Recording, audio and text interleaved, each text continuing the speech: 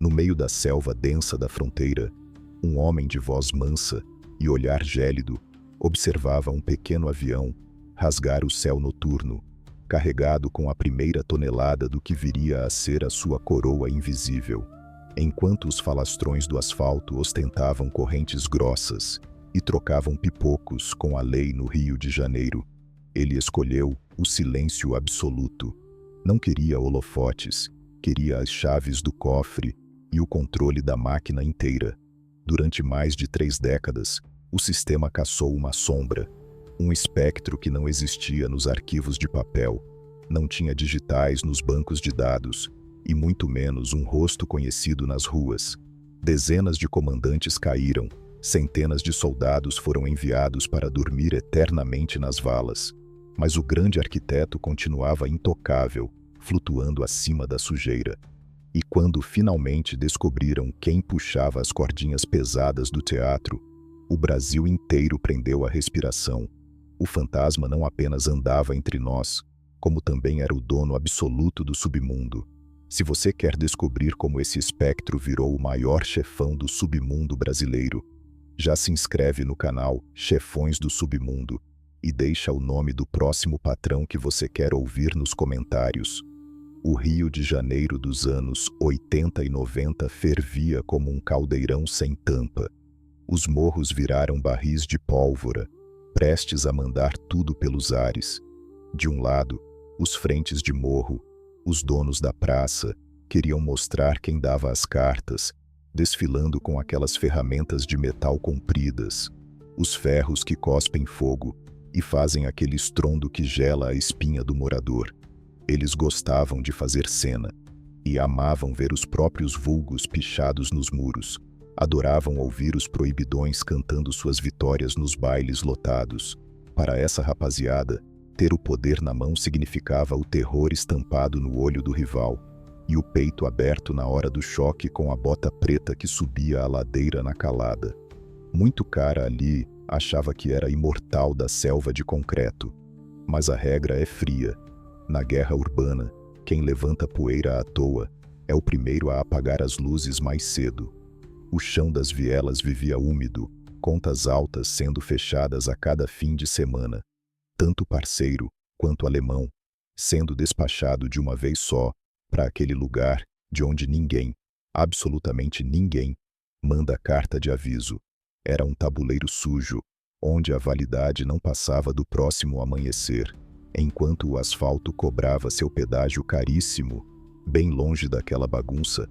Mas no silêncio abafado das fronteiras, um homem jogava uma liga diferente. Luiz Carlos da Rocha logo se tornaria um eco, um sussurro engasgado que fazia a garganta dos engravatados da lei secar. Lá na alta cúpula, a bandidagem o batizou rápido. O apelido virou carimbo, mistura de respeito extremo e pavor silencioso. Cabeça branca.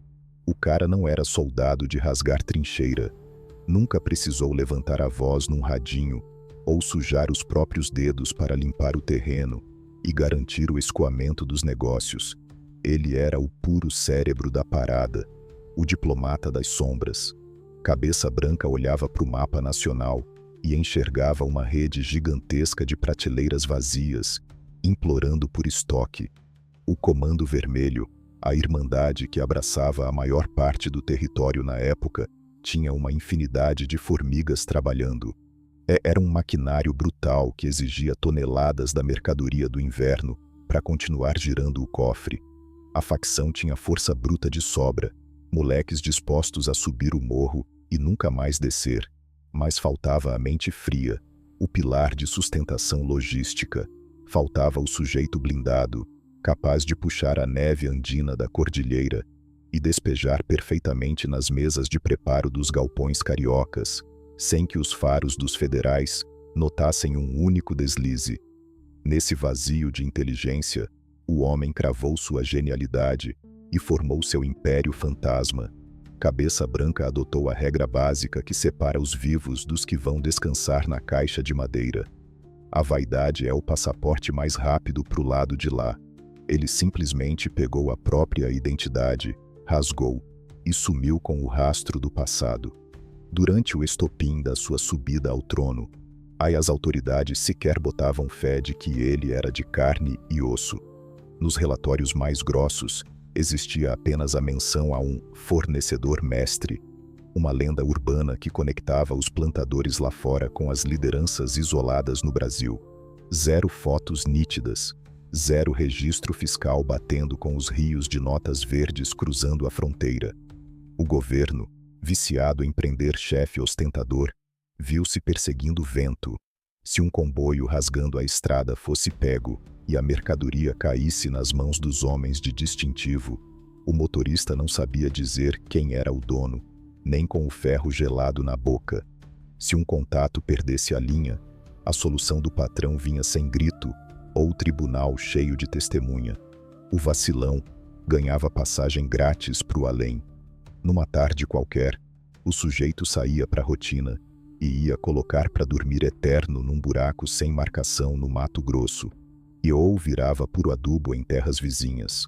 Uma viagem de ida, executada por mãos invisíveis que voltavam para o escuro, sem corpo, sem choro, mantendo o chão da casa num brilho impecável. A moral dessa sombra nos pavilhões de segurança máxima era algo sagrado. Os grandes tubarões da facção, caras que fechavam quarteirões e mandavam rivais pro saco sem cerimônia, abaixavam o tom de voz para falar do Cabeça Branca. Ele virou o banco central do crime organizado, a espinha dorsal intocável que mantinha a engrenagem azeitada e pronta para o embate contra o Estado. Se a liderança precisasse de crédito alto para financiar um levante pesado ou garantir rotas impenetráveis pela Amazônia, o patrão liberava o mapa, e ele fazia tudo isso de um trono de nuvens, milhares de quilômetros longe do cheiro insuportável de pólvora.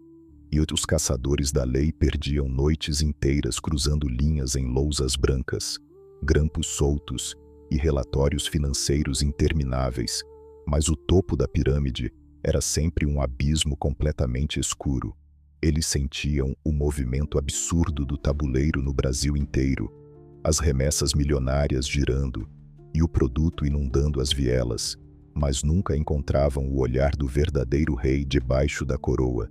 O espectro estava isolado no ponto mais alto, frio, inatingível, se preparando em completo silêncio para a jogada mais arriscada de toda a sua longa caminhada pelo submundo invisível.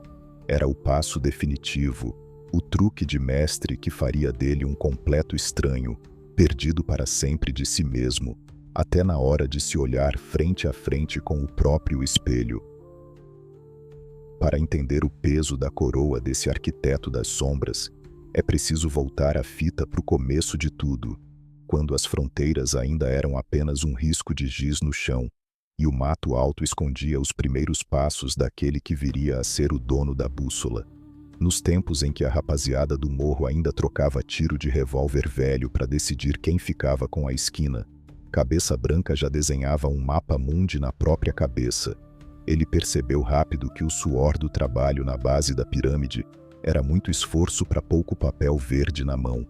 A miudeza, a correria de vender pacotinho na calada da noite, não construía castelo, só adiantava a fila para vestir o paletó de madeira. O verdadeiro ouro, a fonte inesgotável que fazia chover na horta das lideranças, nascia muito além do asfalto carioca, escondido nas entranhas da Bolívia e do Paraguai. Era de lá que brotava a neve pesada, a mercadoria do inverno que fazia a engrenagem girar, e o patrão decidiu que ele não seria o cara que vendia o floco, ele seria o senhor da tempestade inteira.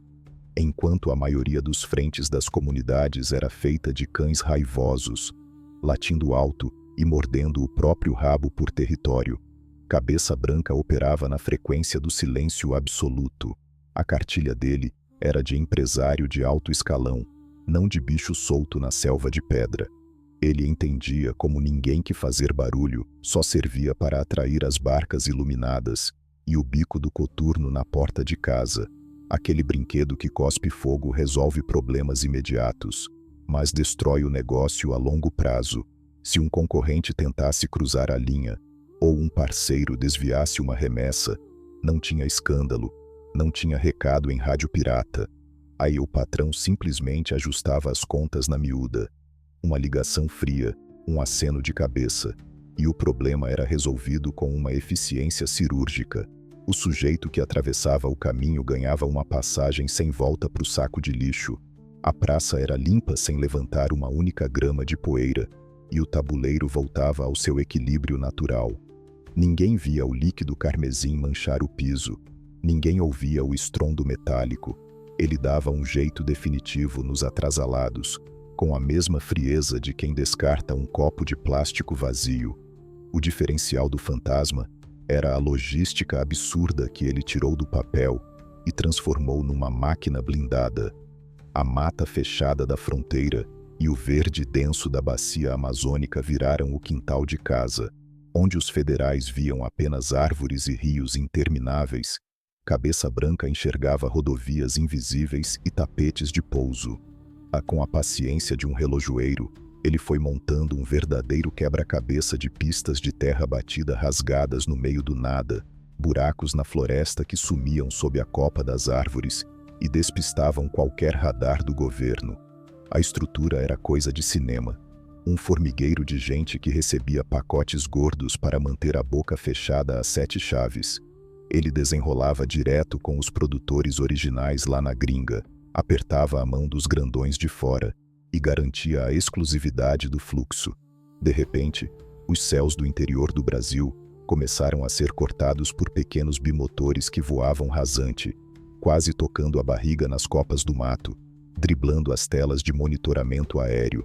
Os pilotos, cientes de que qualquer falha mecânica ou bobeada com a lei resultaria num passaporte carimbado direto para o caldeirão ardente, aceleravam as máquinas carregadas até o teto com a carga valiosíssima. Era um fluxo contínuo, um rio branco de prosperidade ilícita que descia o continente sem nunca encontrar uma represa. Foi exatamente essa visão industrial que fez a cúpula do Comando Vermelho dobrar os joelhos perante a organização dele. A Irmandade Carioca tinha a infantaria, tinha os soldados dispostos a fechar a tampa do caixão dos rivais e manter o chão pintado com as cores da facção, mas eles dependiam brutalmente de uma fonte que não secasse. Quando o arquiteto assumiu as rédeas do fornecimento, a brincadeira mudou de patamar. Ele se transformou, na prática, no verdadeiro banco central da maior facção do país. Não era uma parceria de submissão, era uma simbiose perfeita e aterrorizante. Aí os cabeças do movimento sabiam que podiam contar com a qualidade pura do produto, toneladas que atravessavam o país inteiro, camufladas em cargas de soja, dentro de caminhões envelopados e fundos falsos de carretas gigantescas. Cabeça Branca não cobrava o pedágio na marra, ele cobrava pela excelência da entrega. O papel verde voltava em malas abarrotadas, lavadas em empresas de fachada, fazendas de gado e propriedades rurais que se espalhavam pelo mapa do Brasil afora. A contabilidade daquele homem era tão complexa que faria inveja a multinacionais de tecnologia. E assim, o império foi se erguendo sobre alicerces invisíveis. Cada tonelada descarregada na porta dos galpões da chefia significava muito mais poder de fogo, mais influência, mais caixas daquele metal longo que manda os rivais para debaixo da terra, e tudo comprado e distribuído para blindar os morros. O arquiteto sabia que, ao alimentar as feras famintas que brigavam na linha de frente, ele criava uma cortina de fumaça gigantesca. O Estado passava os dias e as noites enxugando gelo, mandando a tropa blindada subir a ladeira para limpar as vielas, caçando varejistas de chinelo de dedo e comemorando na mídia as apreensões de migalhas, enquanto a verdadeira montanha de notas carimbadas fluía tranquilamente nas estradas federais. O caos sangrento nas metrópoles era o escudo perfeito, enquanto as sirenes gritavam nos ouvidos da população e os repórteres faziam plantão na porta de delegacia para mostrar o garoto estirado no chão.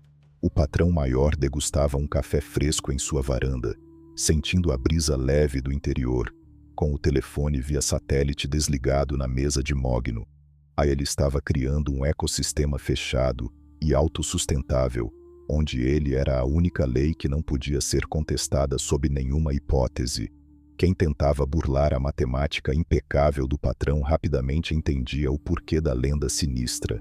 Um atraso crônico de pagamento ou um desvio malandro de mercadoria.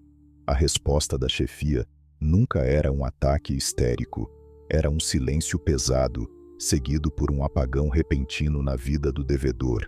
Famílias inteiras viam o sujeito sair para comprar pão na esquina e nunca mais voltar, deletado do sistema respiratório de forma absurdamente clínica. As contas eram encerradas num estalar de dedos e a mensagem chegava cristalina ao resto da tropa. O Banco Central não aceita calote e a cobrança vem a cavalo. Essa disciplina militar rigorosa aplicada ao submundo elevou Cabeça Branca a um status completamente mitológico. Ninguém esbarrava com ele nos corredores do crime, mas todo mundo sentia o peso da sua mão invisível, operando a balança que decidia destinos. O plano de dominar o fluxo estava concluído com glória. O arquiteto havia pavimentado a rodovia do pó, lotando os cofres de maneira obscena, mas o cheiro do sucesso não passa batido para sempre. O cerco iria se fechar devagarzinho, forçando o fantasma a preparar o maior truque de ilusionismo já visto nas páginas mais sombrias da nossa história suja. Nas muralhas de concreto armado e grades grossas onde a cúpula da Irmandade Rubra respirava o ar abafado do sistema carcerário, o nome daquele fantasma era pronunciado em sussurros cautelosos. Os leões do asfalto, caras que com um simples estalar de dedos ordenavam que a praça fosse limpa e que rivais fossem mandados para o saco antes do sol nascer, viravam gatinhos mansos quando a conversa envolvia o grande arquiteto. Cabeça Branca era o verdadeiro domador de feras. A facção, com sua sede violenta de expansão e sua infantaria de chinelo de dedo espalhada pelas ladeiras cariocas, era um monstro faminto, uma máquina voraz que exigia combustível constante para manter a engrenagem do terror rodando em alta rotação diária. E adivinha quem era o único dono do posto de abastecimento que não falhava nunca na fronteira? E o patrão operava como uma entidade onipresente. Ele não tinha interesse nenhum em colocar o pé na lama das vielas. Não queria saber de discutir sobre qual beco pertencia a qual dono temporário, e muito menos de se sujar com o trabalho braçal das cobranças de varejo nas madrugadas. Para ele, o conflito barulhento das metrópoles, lotado de vaidade inútil e fumaça barata, era estritamente problema de gerência menor. Ele apenas fornecia a nevasca contínua, o oxigênio químico que mantinha o coração da Irmandade batendo no limite, e cobrava o seu sagrado pedágio em rios inesgotáveis de papel verde limpo e lavado nas melhores lavanderias do mercado. A dinâmica de poder era um espetáculo de frieza diplomática, capaz de congelar a alma até do malandro mais rodado. Quando um dos emissários da cúpula se sentava na mesa para fechar uma carga monumental da mercadoria do inverno, com os contatos engravatados da matriz, não existia o menor espaço para aquela marra típica de bicho solto de comunidade. As reuniões para bater o martelo milionário aconteciam em salas fechadas, com o ar-condicionado no máximo, cheiro de uísque importado escorrendo nos copos e silêncio de necrotério.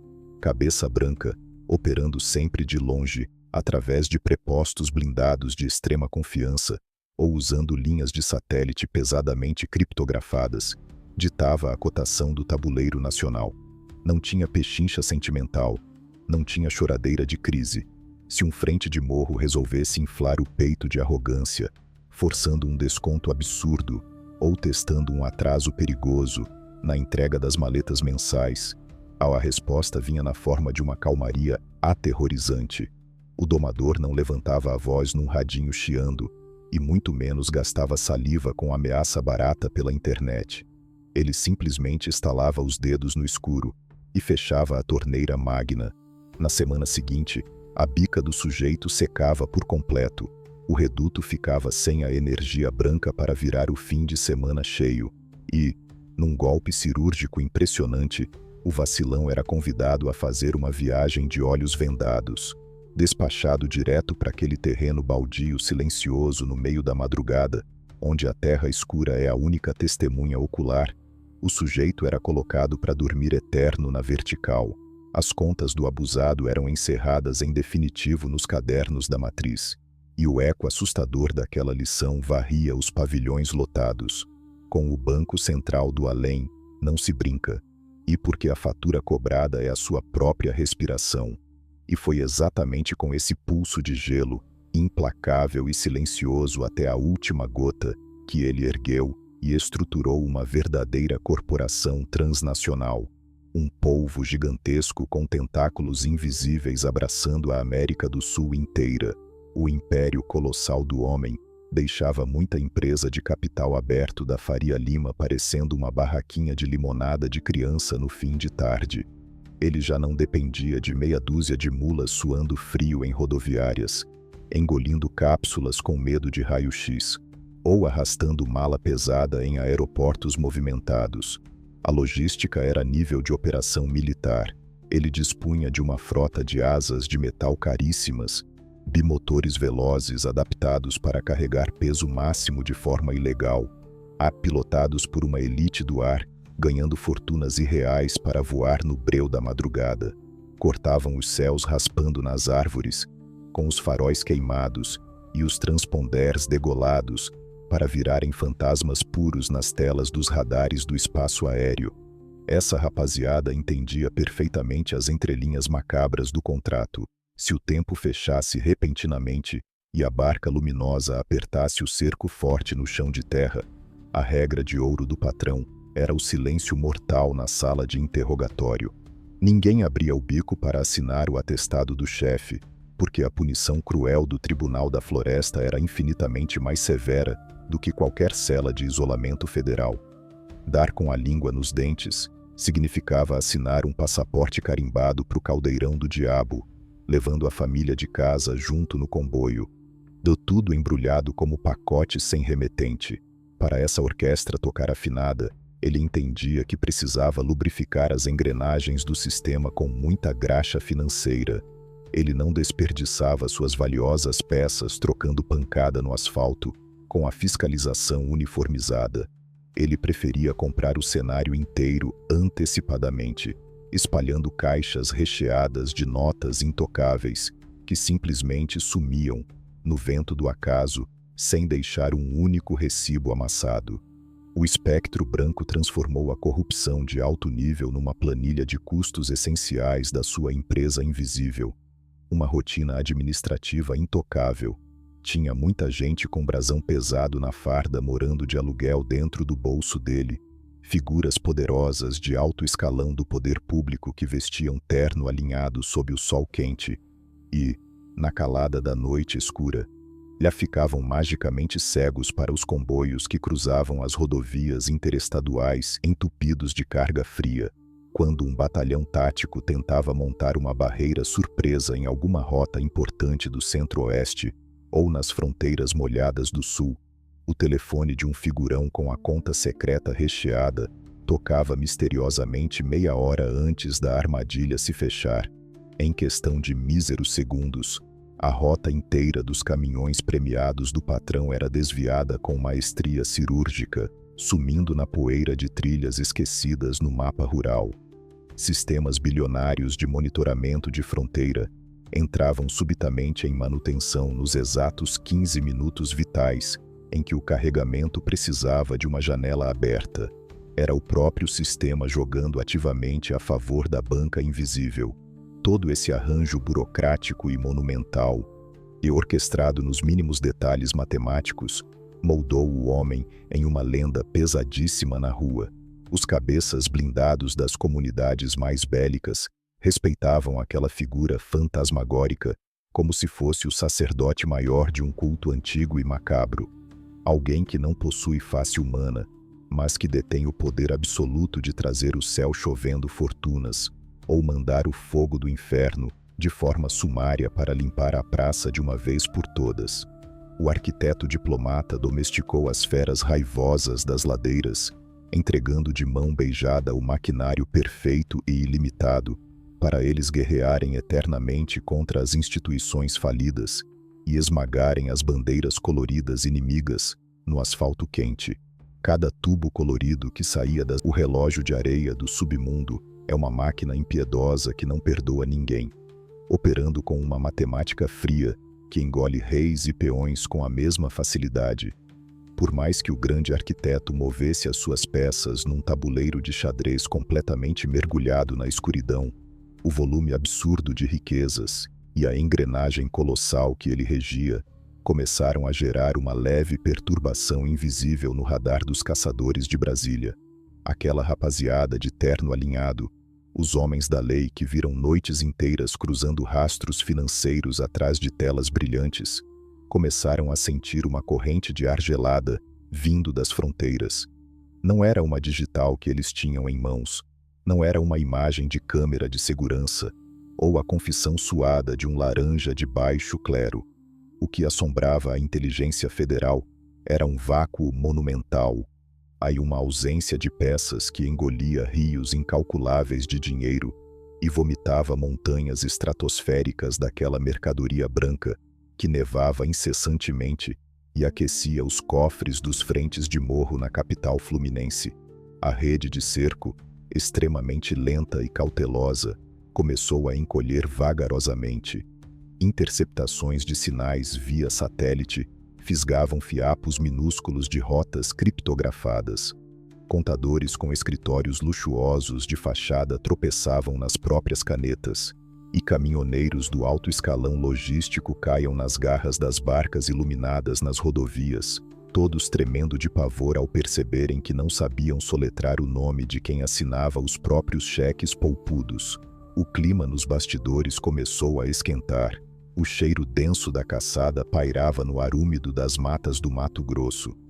O sistema estava farejando o rastro do fantasma de uma forma muito perigosa para um patrão mediano da época, daquele tipo ruidoso que adora forrar o pescoço com ouro grosso e empilhar maquinário que cospe chumbo nas vielas só para provar o próprio peso perante os rivais. O alarme soando significaria pânico imediato. A cartilha clássica dos desesperados mandaria o sujeito arrumar um par de coturnos, correr feito um bicho acuado e enfiar a própria cabeça num buraco de barro na selva boliviana.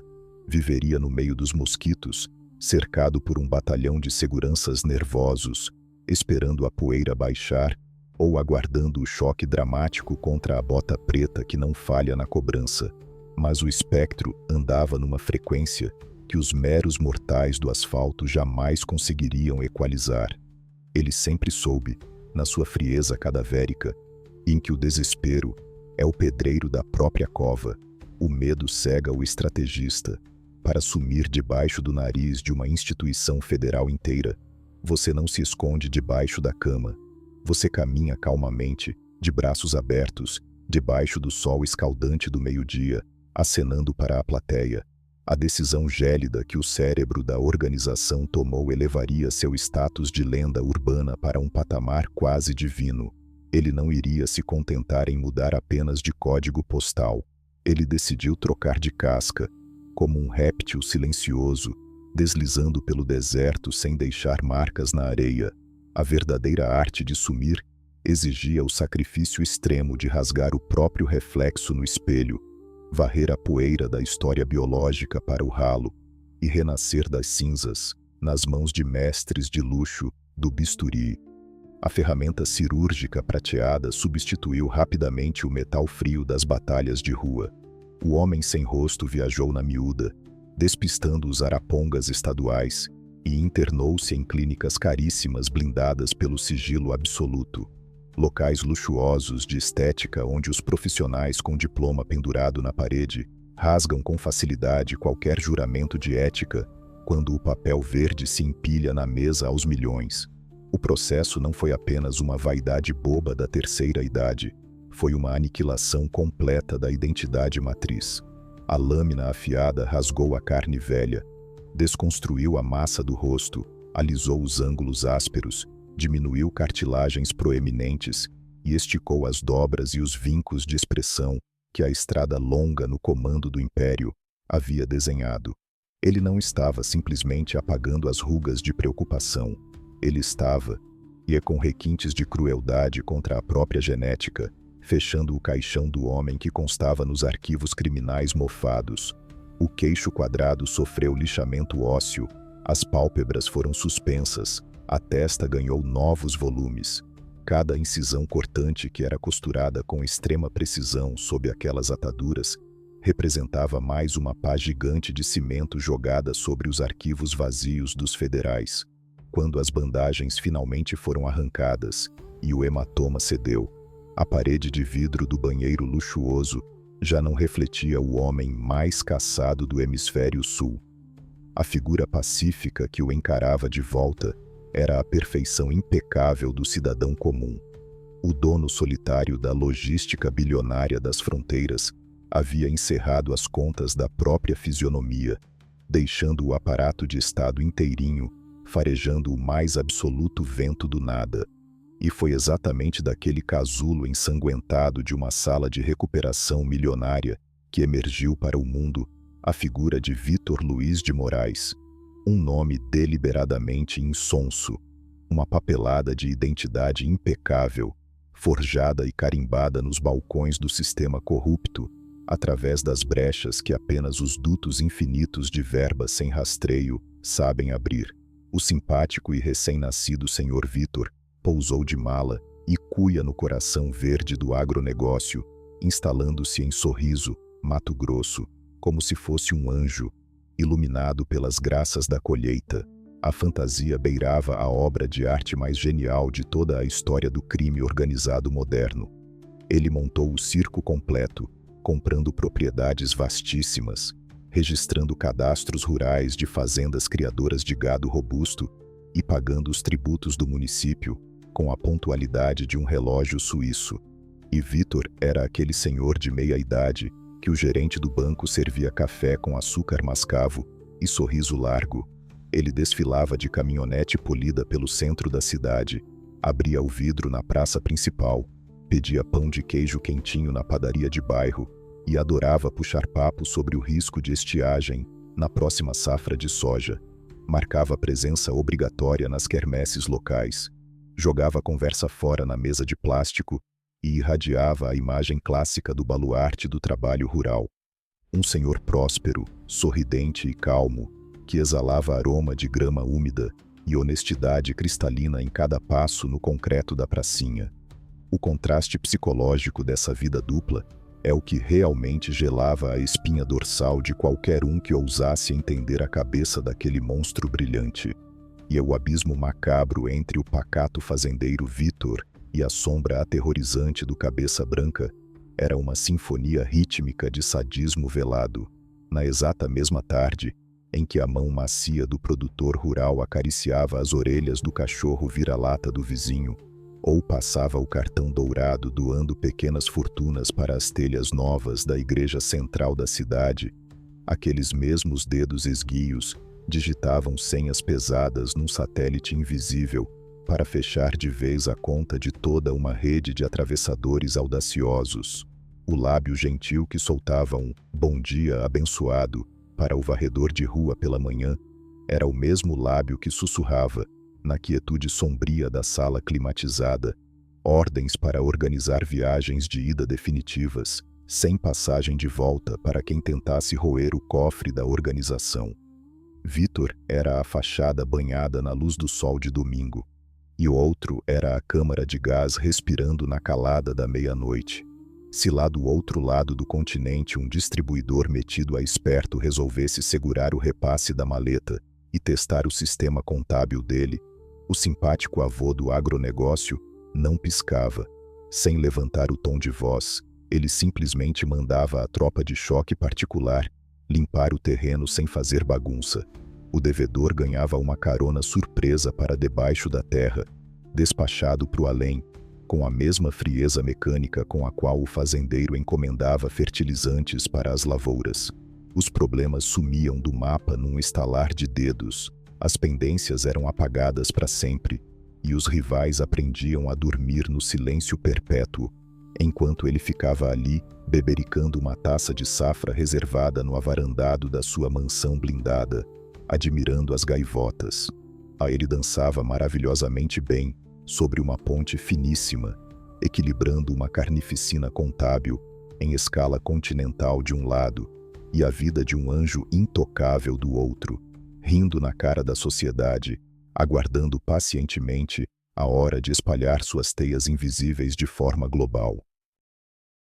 Enquanto o pacato fazendeiro Vitor Luiz de Moraes colecionava apertos de mão calorosos e sorrisos amigáveis nos almoços de domingo, em solo mato-grossense, o fantasma que habitava o seu subconsciente desenhava rotas numa esfera muito maior do que o continente sul-americano. Para o grande arquiteto do submundo, o quintal do Brasil, por mais que rendesse montanhas infinitas de papel verde e abastecesse a sede da cúpula da Irmandade, já estava ficando pequeno demais para o tamanho da sua ambição gélida. Ele olhava para o horizonte azul do oceano e enxergava um mar de prateleiras vazias lá do outro lado do mundo, implorando pela pureza daquela mercadoria do inverno que só ele conseguia extrair do coração da selva andina. O mercado europeu e os portos africanos acenavam com uma promessa de lucros tão obscenos que faziam os cofres nacionais parecerem um mero troco de padaria. E o patrão decidiu que era hora de estender os seus tentáculos pegajosos por cima das águas salgadas, montando uma teia de aranha transcontinental, onde ele continuaria sendo a única aranha intocável no centro de tudo. A ponte logística que ele ergueu rumo à Europa e à África era uma obra-prima da dissimulação em grande escala. O arquiteto não dependia mais de mulas suando frio ou de pequenos intermediários despachando caixinhas escondidas em voos comerciais. Ele transformou a brincadeira numa operação de comércio exterior de primeiríssima linha. Os grandes portos do país, dominados por guindastes gigantes de ferro e pilhas intermináveis de caixas de aço colorido, aí viraram os novos trampolins do seu império. Lá no meio do caos ensurdecedor dos terminais marítimos, onde a fiscalização operava por amostragem e a vista grossa custava pequenas fortunas lavadas em paraísos fiscais, o produto puro do patrão ganhava passaporte internacional. A neve branca, densa e valiosa, viajava confortavelmente no escuro, enfiada no assoalho falso de contêineres forrados de frutas tropicais, blocos pesados de mármore e maquinário pesado. A exportação fluía de forma tão natural que as autoridades alfandegárias de terno e gravata abriam o sorriso para os números positivos da balança comercial, sem fazer a menor ideia de que a carga principal que cruzava o Atlântico era o combustível do caos. Mas o gênio do homem não se contentava apenas com a lentidão das águas profundas.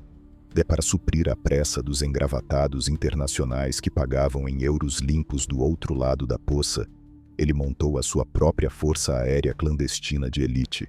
Uma frota de asas de metal caríssimas, jatinhos executivos modificados estruturalmente em oficinas fantasmas para arrancar todo o luxo interno das poltronas de couro e transformar o interior num galpão aéreo com capacidade máxima de peso.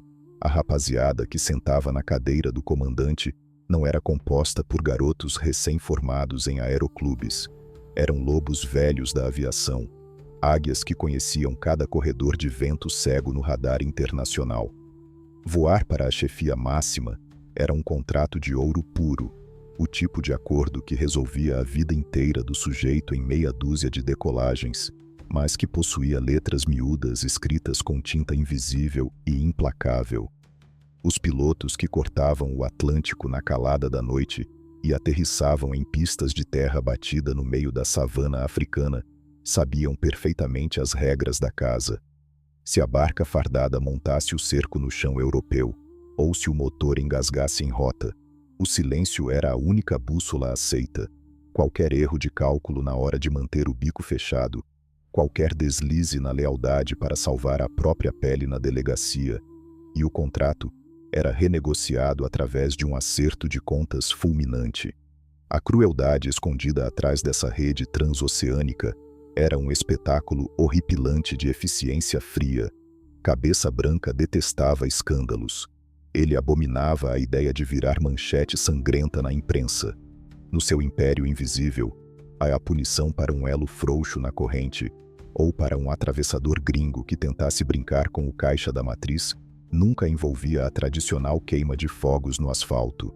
Se o sistema detectasse que um gerente de logística estava abrindo o bico para os federais de forma sigilosa ou que uma carga preciosa havia sido desviada por parceiros ambiciosos em solo africano, o patrão acionava a sua equipe particular de limpeza de terreno. Eram fantasmas contratados para lidar com outros fantasmas. A ordem saía do Mato Grosso, camuflada numa simples mensagem de texto indecifrável de um produtor rural, preocupado com a cotação do milho, e chegava do outro lado do mundo na forma de uma passagem só de ida para o além. Quando a decisão de fechar o caixão do devedor era tomada na alta cúpula, a magia negra do arquiteto entrava em ação. O traidor não recebia aviso prévio, não acordava com uma cabeça de cavalo na cama, não via a fumaça de um tiroteio ensurdecedor. O sujeito, no meio da sua rotina pacata em alguma metrópole europeia ou brasileira, simplesmente deixava de existir no plano material.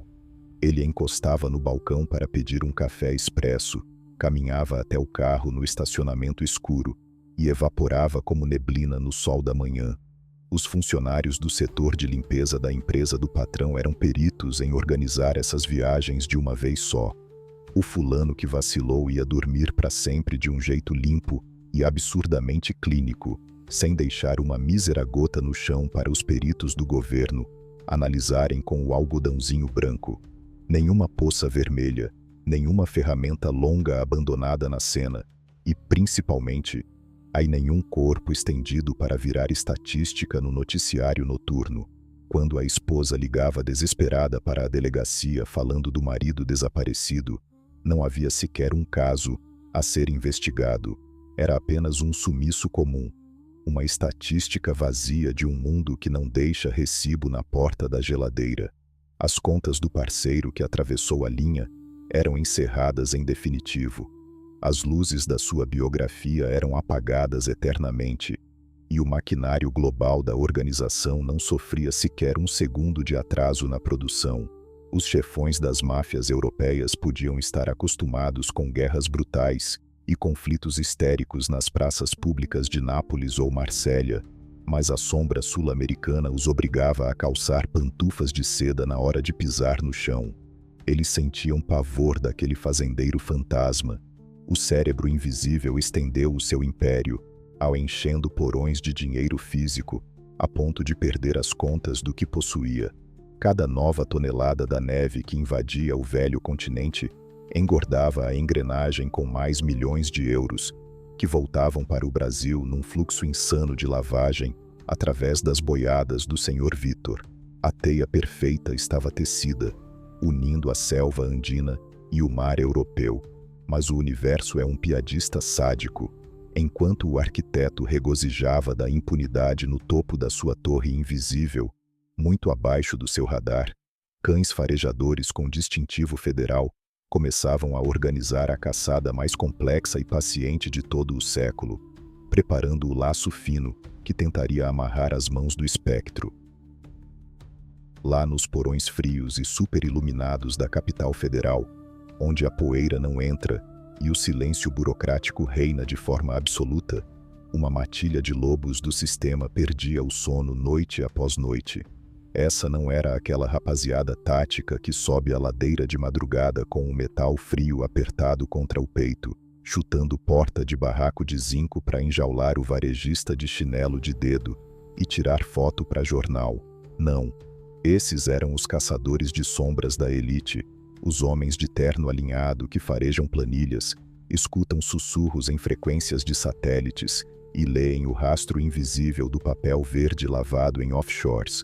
Eles sabiam, por pura intuição investigativa, que a montanha de neve que descia da cordilheira e inundava os galpões das metrópoles não era obra do acaso divino, nem mágica de algum frente de morro com delírios momentâneos de grandeza.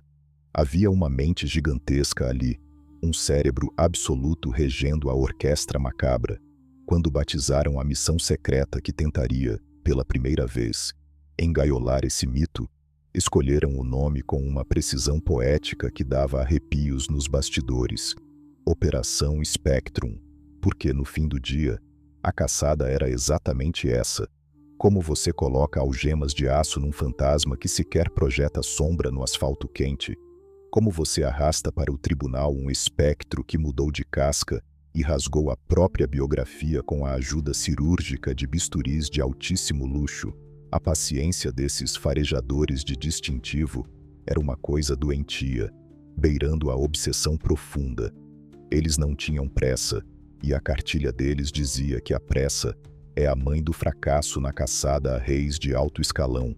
E eles sabiam perfeitamente que o grande arquiteto da logística não iria tropeçar numa barreira de trânsito rodoviário comum, com o porta-malas lotado da mercadoria do inverno.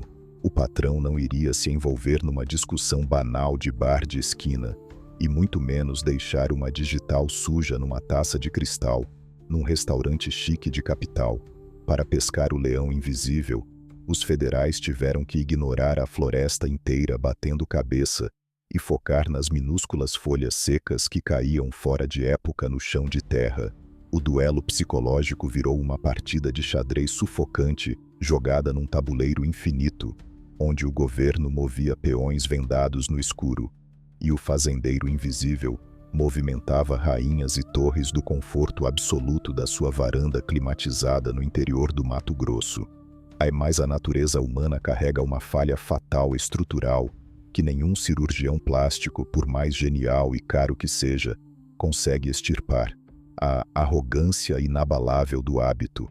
O cérebro blindado do homem, por mais gélido que fosse na hora de mandar seus desafetos dormirem para sempre, sem deixar uma única mancha no tapete, ainda era um escravo biológico dos próprios padrões corporamentais. O bondoso senhor Vitor Luiz de Moraes era a perfeição encarnada em forma de papelada falsa, um documento impecável, uma reputação ilibada, um alicerce rural sem rachaduras. Mas o fantasma voraz que habitava as profundezas daquela casca sorridente carregava manias antiquíssimas. O jeito cadenciado de estruturar os repasses astronômicos na rede bancária e a preferência milimétrica pelas antigas rotas de escoamento no lombo do maquinário pesado, pelas fronteiras secas, a frequência cirúrgica com que os jatos executivos decolavam, raspando a madrugada para o continente europeu. Os analistas do sistema, trancados em salas sem janelas, começaram a sobrepor os mapas de distribuição, as transferências fantasmas e as raras conversas criptografadas interceptadas de atravessadores do velho mundo. Havia uma assinatura rítmica em cada tonelada do produto branco que circulava nas estradas. Uma frequência cardíaca nos negócios que batia exatamente no mesmo compasso silencioso daquele arquiteto lendário que todo o submundo jurava ter evaporado do mapa 30 anos atrás. O cerco foi se apertando na miúda, respirando baixo, e como uma cobra sucuri enrolando lentamente no pescoço da presa, enquanto ela ainda bebe água calma na beira do rio, completamente alheia ao bote iminente. As lentes de longo alcance começaram a brilhar camufladas, escondidas dentro de vans escuras de manutenção que ficavam estacionadas a quarteirões de distância das praças arborizadas de Sorriso. Os caçadores da lei não usavam giroflex e nem sirene estridente. Usavam teleobjetivas estupidamente poderosas que cortavam o ar quente e trêmulo do interior para capturar cada suspiro do benfeitor rural. Fotografaram o homem comprando pão na padaria com aquele sorriso de avô. Filmaram ele acenando de forma simpática para o frentista do posto de gasolina. Capturaram o movimento natural das suas mãos enrugadas no volante de couro da caminhonete reluzente. E então, aí após semanas empilhando esse acervo doméstico banhado a sol, levaram todo o material para os laboratórios frios e calculistas da capital. Ali, a mágica bilionária do Homem das Sombras foi cruelmente desconstruída pela tecnologia implacável. Os peritos puxaram dos arquivos mofados da década de 80 aquela única, velha e trêmula foto do verdadeiro Luiz Carlos, o retrato amarelado do homem que havia ditado as regras antes de apagar o próprio rosto. Colocaram a imagem antiga lado a lado com a fotografia em alta definição do fazendeiro perfeito do agronegócio. O bisturi havia feito um milagre digno de prêmios. O osso pesado da mandíbula foi lixado, o nariz ganhou curvas novas, a testa foi dramaticamente esticada.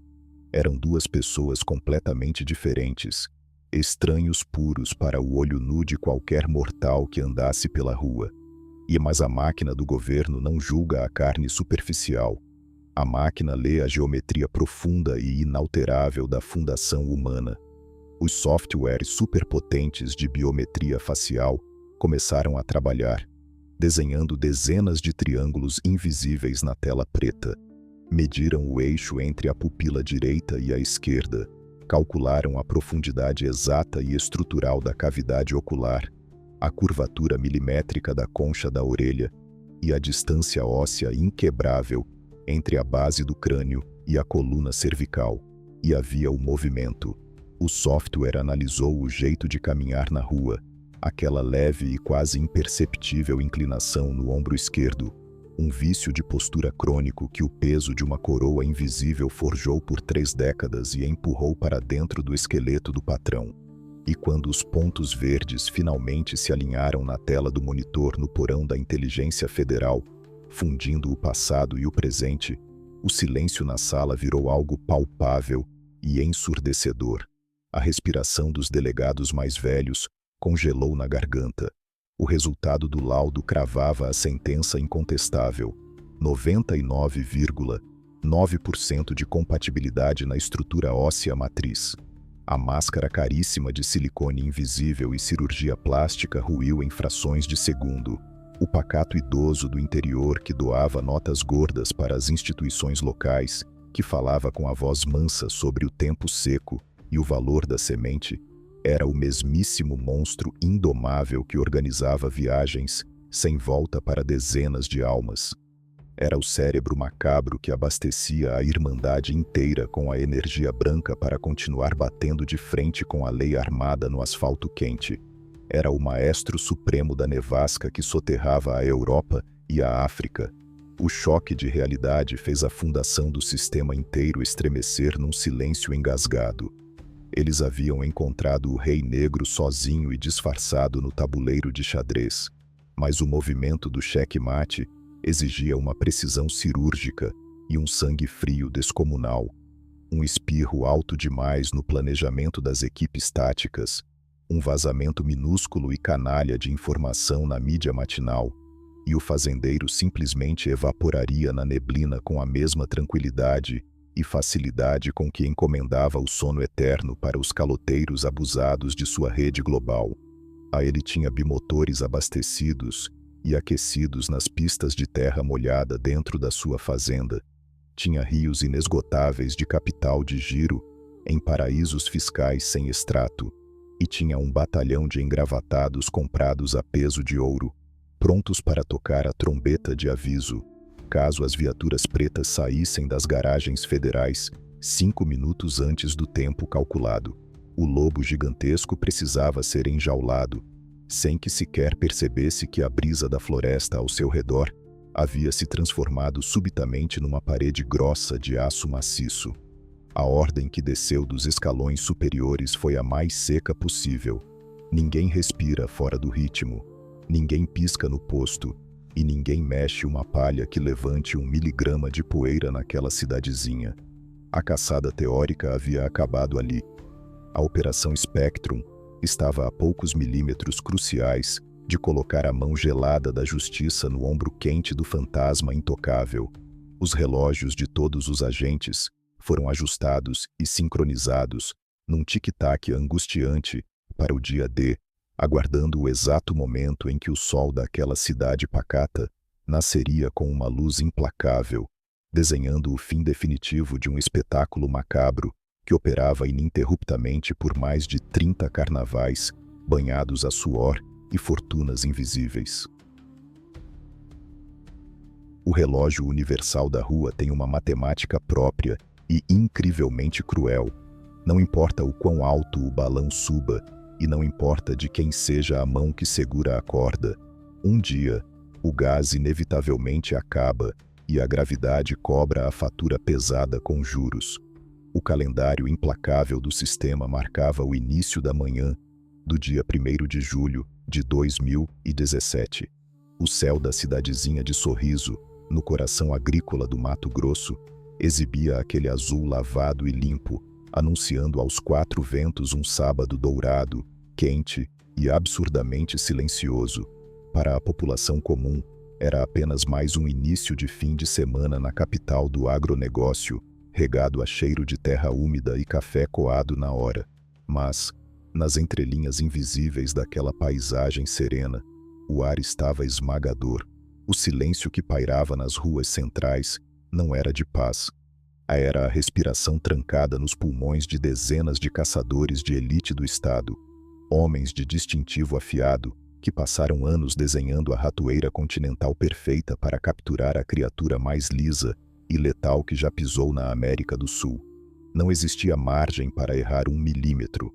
Um passo em falso no concreto, um rangido precoce na engrenagem pesada da operação, e o fantasma ativaria a sua malha aérea particular com pilotos cegos, sumindo na poeira do mundo, antes mesmo do relógio marcar meio-dia, enviando todos os seus rastros para o além das estatísticas de fracasso das autoridades públicas.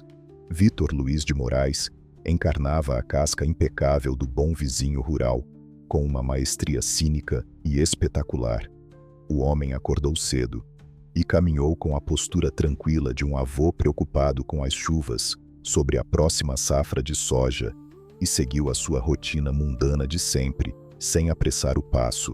O grande arquiteto desligou o motor da sua caminhonete de luxo, blindada para pisar no asfalto quente da praça e comprar o sagrado pão da manhã numa padaria movimentada do bairro. O sorriso fácil e a voz incrivelmente mansa distribuíam calorosos bons dias para os trabalhadores ao redor, acenando para rostos familiares que juravam conhecer a sua alma gentil. Era uma cena poética, perfeitamente banhada na mais pura mentira arquitetada, enquanto o simpático senhor segurava o saco de papel rústico com pão escorrendo manteiga. A sua mente gélida e brilhante provavelmente já processava, num piloto automático assustador, os balanços contábeis estratosféricos das montanhas de neve sul-americana, que deveriam inundar os cais e terminais portuários do outro lado do Oceano Atlântico na semana seguinte. Ele caminhava com a leveza irônica de um imperador que detém o controle do botão responsável por acender e apagar as luzes de centenas de redutos armados nas vielas violentas da Irmandade Rubra Carioca. Ele se sentia blindado, o rei negro reinando majestoso e solitário, convicto de que o seu muro de invisibilidade cirúrgica, construído a bisturi de ponta e ouro vivo, permanecia 100% de pé, absolutamente impossível de ser penetrado. Mas o cenário de interior ao redor do fazendeiro havia sido completamente hackeado naquela manhã. As ruas pacatas de Sorriso já não pertenciam ao acaso, pertenciam à teia implacável da inteligência máxima do sistema federal. E a cada gari empurrando a sua vassoura devagar na esquina, cada sujeito lendo jornal com a cara enfiada no banco desgastado da praça, cada motorista comum numa van parada de forma banal, com o pisca-alerta ligado, absolutamente todos eles eram peças humanas perfeitamente camufladas do maior cheque-mate que o aparelho governamental já teve a ousadia de montar e executar contra uma única cabeça coroada. O cerco monumental da esquadra de terno escuro se fechou num movimento incrivelmente fluido, rastejante e macabro, sem que um único rádio de ombro vazasse o menor ruído eletrônico no ambiente. O manual tradicional de rua foi rasgado, porque todos ali sabiam que barulho de sirene afugenta lobos experientes. Não teve comboio de barcas iluminadas cantando pneu borracha afora no asfalto quente e derrapando nas esquinas. Não teve barulho opressor e ensurdecedor de rotores de helicóptero negro rasgando as nuvens e cortando o céu matinal. E acima de qualquer coisa, não teve o desfile assustador de ferramentas de metal longo e escuro que cospem fogo fatal, apontadas histericamente para a população atônita. A tropa da lei sabia exatamente que estava encurralando um cérebro estratosférico, um sujeito gelado que jamais utilizaria pólvora suja de rua para tentar reverter um tabuleiro completamente engolido pelas sombras do cheque-mate. A rede apertada e fina foi lançada sobre as costas dele, no silêncio ensurdecedor de uma rotina matinal pacata, quando o gigantesco arquiteto das linhas de fronteira girou lentamente os calcanhares para destrancar a porta do seu veículo prateado. O teatro monumental de 3 décadas finalmente desabou, esfarelando numa poeira silenciosa através de um único e profundo suspiro de entendimento gélido. A mão firme e pesada do caçador da lei fardada pousou no ombro do fazendeiro fantasma com a violência disfarçada de uma âncora caindo das nuvens. O mundo inteiro parou de respirar e travou as engrenagens por um milésimo de segundo interminável. O momento do colapso não teve gritaria escandalosa com mãos tremendo para o alto. Não teve tentativa pífia de se debater. Não existiu corrida ridícula de tirar o fôlego pela calçada de paralelepípedos ou qualquer menção a iniciar uma guerra ruidosa de chumbo no meio-fio da calçada municipal. O senhor absoluto do império transcontinental de logística apenas congelou. Ele travou a respiração, aí virou o pescoço levemente na direção da sombra que o agarrava e encarou os olhos duros e sem qualquer emoção do agente do Estado. Naquele contato estático, as almas se pesaram na balança do destino. A máscara de idoso inofensivo derreteu rapidamente pelo ralo de esgoto no asfalto sujo. O grande chefe não bancou o sujeito ultrajado, não encenou indignação popular, não berrou por advogados de porta de delegacia. Ele suspirou fundo o ar gelado do fracasso, olhou para baixo e aceitou sem mover um único nervo a chegada amarga do abraço metálico e pesado da pulseira de aço prateada, trancando firmemente os próprios pulsos cansados. A frase sussurrada no ouvido do rei, derrubado pelo líder do grupo de caça, foi curta e afiada como uma lâmina de barbear, cravada bem no meio do peito. O turno acabou, Luiz Carlos, acabou a caminhada, e ali mesmo, aí sem derramar uma única mísera gota avermelhada na poeira, sem fechar o caixão de nenhum transeunte desesperado e sem mandar ninguém para fazer companhia aos vermes na terra escura, a lenda invisível e opressora do circuito nacional foi forçada a assinar a própria aposentadoria compulsória.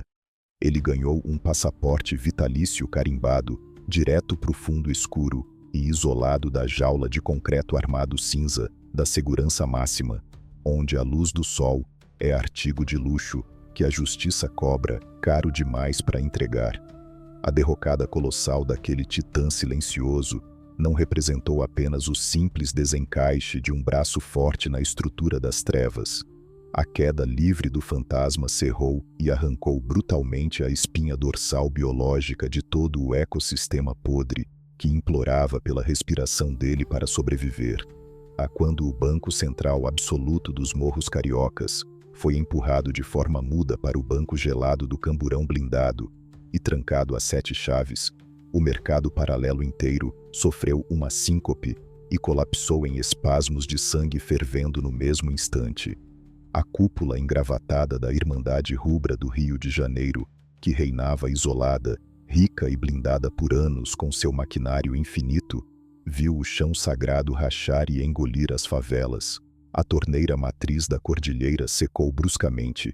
A nevasca milionária foi barrada nas estradas e parou de descer para os galpões metropolitanos, estancando por completo as montanhas de papel verde lavado que jorravam pelas fronteiras úmidas. Sem o compasso rítmico, a diplomacia do medo calculado e a engenharia perfeita que a mente superior daquele senhor oferecia na bandeja de prata, e os labirintos apertados dos pavilhões penitenciários espalhados pelo mapa do país viraram um rastro de selvageria absurda. As antigas alianças de paz foram rasgadas com facas de cozinha no meio da madrugada. Facções, antes, parcerias de negócios engoliram o bom senso e começaram a degolar antigos aliados pelo espólio bilionário deixado na terra de ninguém. Os novatos que tentaram colocar as garras imundas na coroa de espinhos deixada para trás não possuíam classe, paciência de relojoeiro ou qualquer talento invisível. Começaram a promover a matança ostensiva, tentando limpar a praça na força bruta estúpida, fazendo alarde e ruídos imbecis, mandando uma legião de inimigos, informantes e moradores inocentes para viajar de uma vez só sem cerimônia no chão gelado, alotando as valas clandestinas do país, sem calcular a fatura que o governo logo iria enfiar garganta abaixo do movimento inteiro, que estava agora pateticamente esfarelado pela orfandade logística aguda. Hoje em dia, enquanto o som agudo das trancas de aço grosso, estalando no corredor da cadeia federal, ecoa e dita as horas da rotina miserável na sua caverna minúscula, o senhor grisalho que passou uma vida inteira apagando o próprio rosto, tem a clareza cortante e inquestionável de que seu livro negro de contabilidade sinistra não apagará a sombra aterradora que grudou nos anais da nossa cronologia manchada.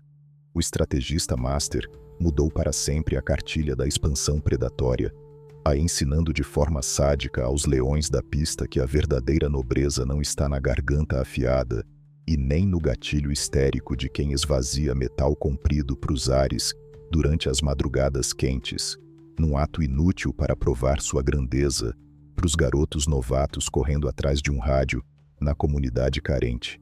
O fantasma intocável e frio ensinou aos que ficam que o poder definitivo, aquele peso incontestável que esmaga os governos pelo pescoço, pertence eternamente e de forma exclusiva àqueles poucos abençoados com o dom sombrio de operar engrenagens sujas de sangue debaixo dos lençóis macios das planilhas perfeitas.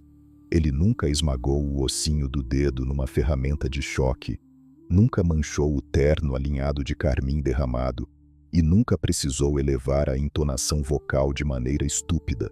Ai, mas o seu polegar invisível e as suas cordas vocais de seda esfriaram a pele de muitos incautos, ditando perfeitamente a regra máxima.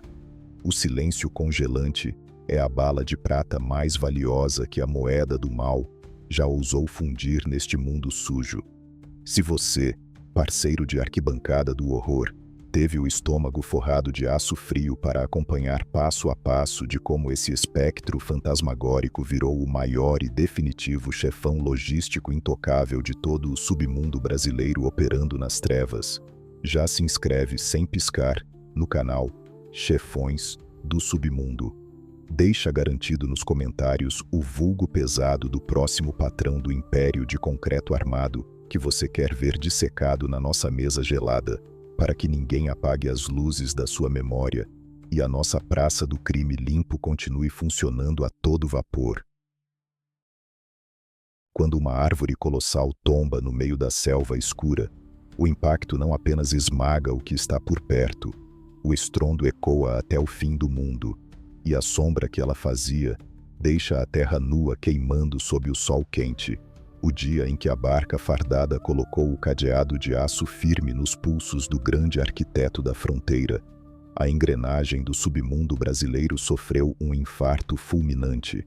Aquele vácuo de poder absoluto, aquele trono macabro vazio deixado pelo fazendeiro invisível, criou uma cratera de desespero no mapa da criminalidade nacional.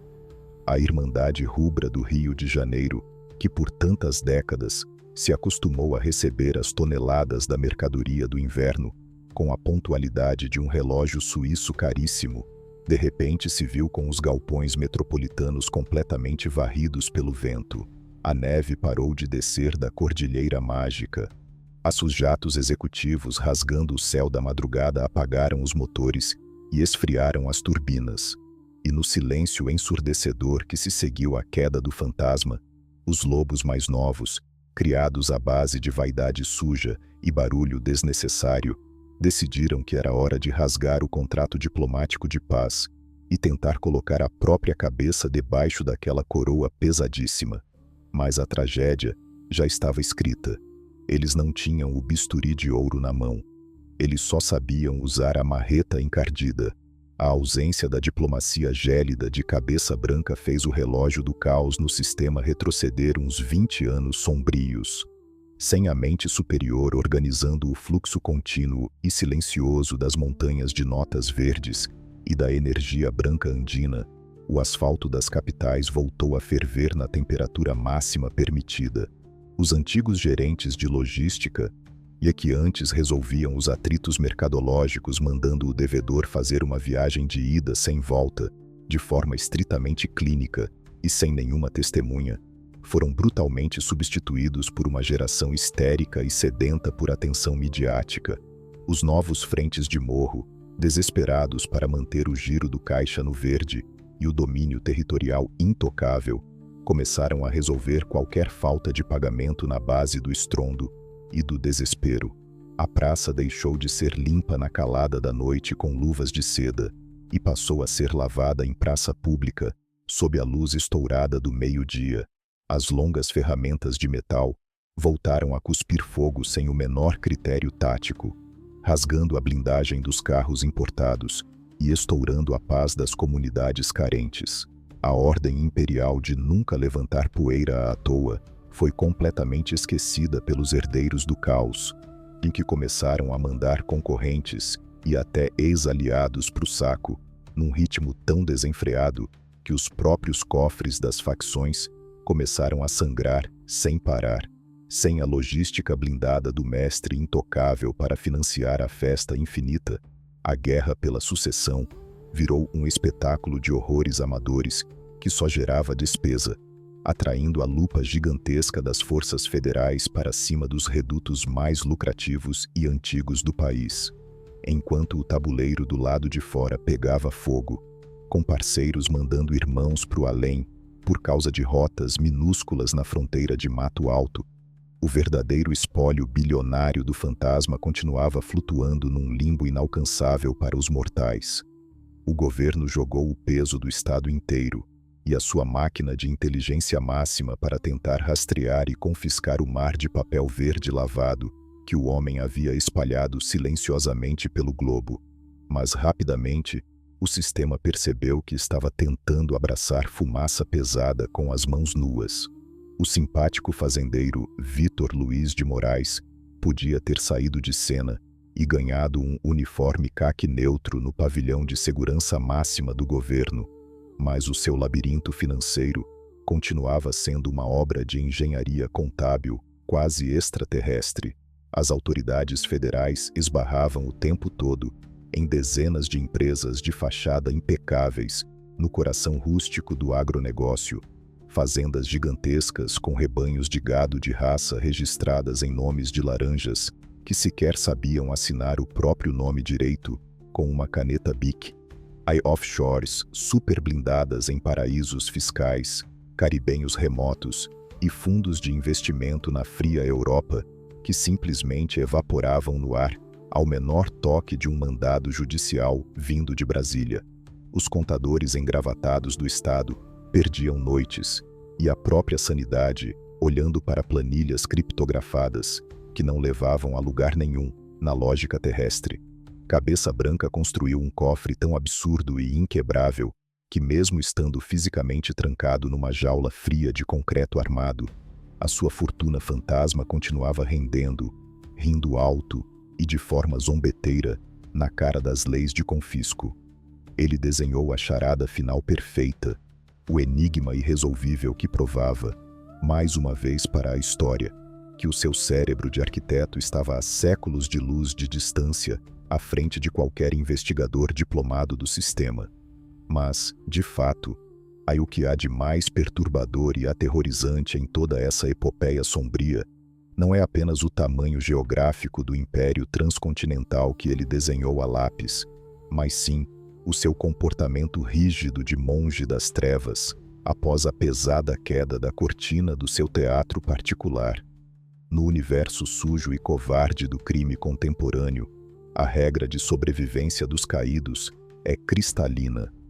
quando a água fétida bate no pescoço e a ameaça de apodrecer na solitária aperta a garganta, até o leão mais feroz do asfalto costuma chorar copiosamente na frente do delegado, entregando de mão beijada os cadernos de contabilidade e assinando delações premiadas quilométricas na tentativa desesperada de reduzir o seu próprio tempo no inferno fardado.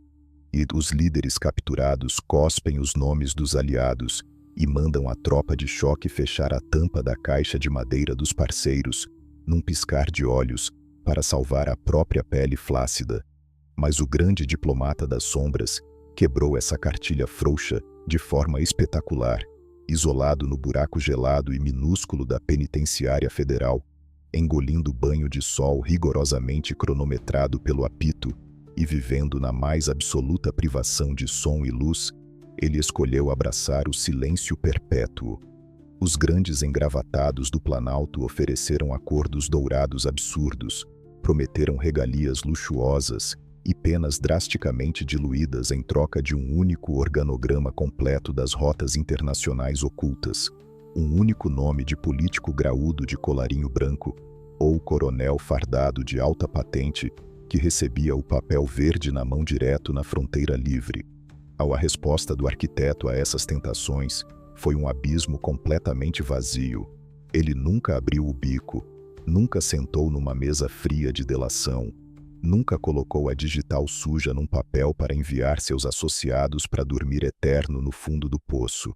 Ele trancou os maiores e mais letais segredos do continente inteiro dentro do próprio cérebro genial e jogou a chave num mar de águas incrivelmente profundas, permanecendo estoico e leal à sua própria frieza matemática até o fim definitivo dos tempos. Hoje, o nome desse monstro paira sobre os muros descascados e pichados das metrópoles urbanas como o santo graal do mundo proibido.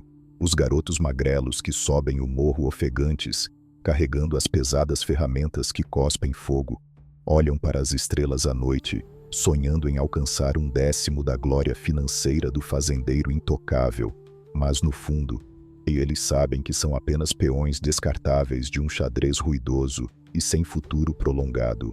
O cérebro invisível provou, de uma vez por todas para as gerações futuras, que a verdadeira supremacia e a garantia de aposentadoria no paraíso não se alcança ostentando corrente grossa de ouro brilhante no pescoço, não se forja pintando o próprio vulgo sangrento no muro do beco imundo, ou liderando tropas histéricas e barulhentas pelas calçadas quentes do subúrbio.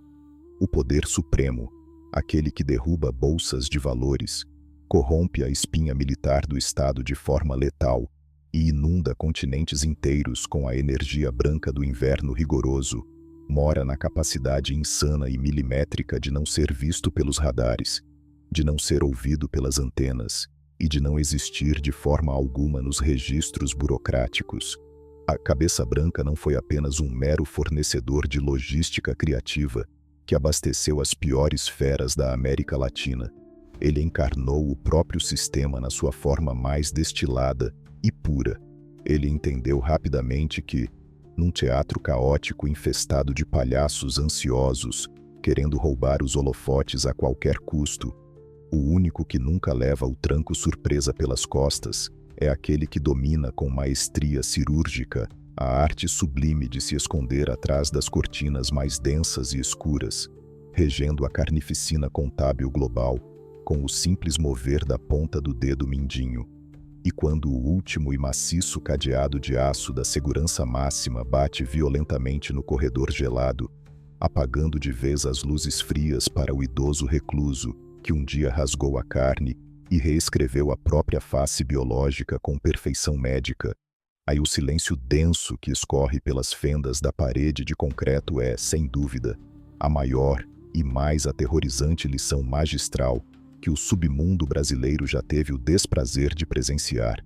Ele empacotou a logística continental, alterou o fluxo dos rios subterrâneos, garantiu que incontáveis desavisados ambiciosos fossem despachados para o saco de lixo num simples estalar de dedos de luva de seda e, no último ato da sua gigantesca ópera, transformou a própria captura midiática num enigma sem respostas práticas. Para as tristes engrenagens estatais de Brasília, a lenda respira pesadamente na jaula de ferro cru, com o rosto envelhecido voltado para a parede cinza, mas o seu método gélido flutua de forma eterna pelo ar quente das fronteiras abertas, rindo sem fazer som das leis fragilizadas dos homens comuns. Ele provou, aí gravando na pedra para sempre, que os verdadeiros senhores donos absolutos da escuridão não precisam portar o ferro pesado na cintura debaixo do sol do meio-dia. A verdadeira dinastia pertence àqueles que portam o mapa secreto do inferno logístico profundamente cravado na memória, onde nenhum mandado de busca e apreensão da lei jamais conseguirá encostar. Se você, parceiro cativo da nossa arquibancada do horror, teve o estômago forrado de aço frio para acompanhar passo a passo de como esse espectro fantasmagórico virou o maior e definitivo chefão logístico intocável de todo o submundo brasileiro, operando nas trevas profundas, já se inscreve sem piscar no canal Chefões do Submundo e deixa garantido nos comentários abaixo o vulgo pesado do próximo patrão supremo do Império de Concreto Armado que você quer ver dissecado sem piedade na nossa mesa gelada, para que absolutamente ninguém apague as luzes da sua memória e a nossa velha e tradicional Praça do Crime Limpo continue funcionando a todo vapor na internet.